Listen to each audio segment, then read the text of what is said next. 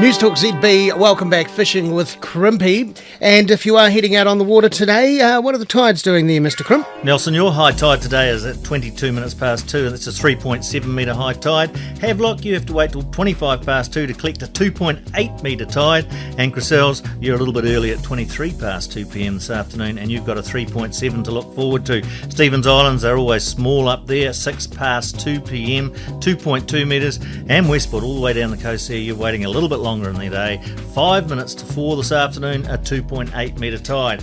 Now, if you want to go out on the water, it's very, very early in the morning, but we've managed to track down somebody who spends a lot of time on the water, knows a lot about the West Coast, knows a lot about Golden Bay, and has even had a marlin on the line. So Leigh Kelly from Wildcat Charters, very good morning. Morning, Crimpy. How are you? Very good. Sorry to get you up so bright and early, but by the sound of it, you're on the cell phone, so you must be out on the briny. I surely is. Yeah, so it's been a good season for you over there in Golden Bay? Yes. We've had quite a lot of people around. The fishing hasn't been too bad. We would like to see a wee bit more snapper around, but I guess you can't have everything. Well, I would say they're probably there, but one of the flip sides of having a really good summer and good settled weather and warm water temperatures that we've been having, of course, is that the old snapper carry on spawning for a lot longer. Yeah, the guys have been catching them pretty good on the long lines, but of course I don't use the long line, so with the rod and reel, we've been struggling a little wee bit catching a few of them.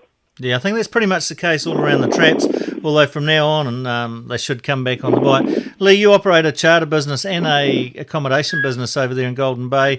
Tell us about that. What sort of service are you offering over there? We run daily fishing trips, and they sort of last 5-6 hours. That's the fishing side of it. We're catching blue cod, snapper, terraki, and other stuff like that. And our accommodation has been going really well as well. So people can come to Golden Bay, experience some of the Golden Bay hospitality, but they can go out fishing, but also you have the accommodation to back it up. Yep, so we can offer quite good packages if the people want to come and stop with us and go fishing as well. So the last month or so, the tuna have arrived in Tasman Bay. We've just been talking earlier that they're also off the Cook Strait down the west coast and that sort of thing.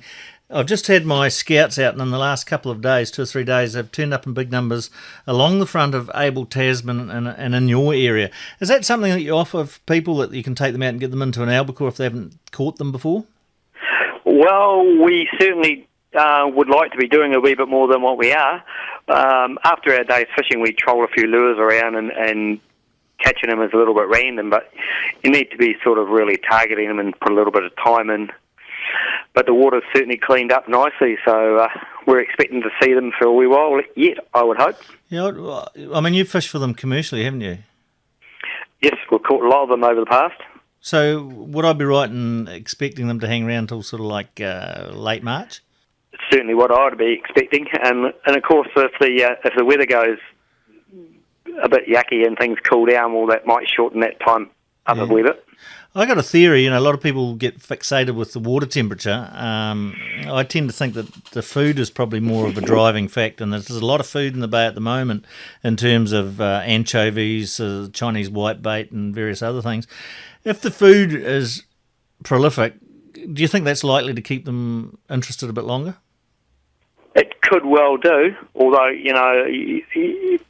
they do like to have a temperature that they will stay in.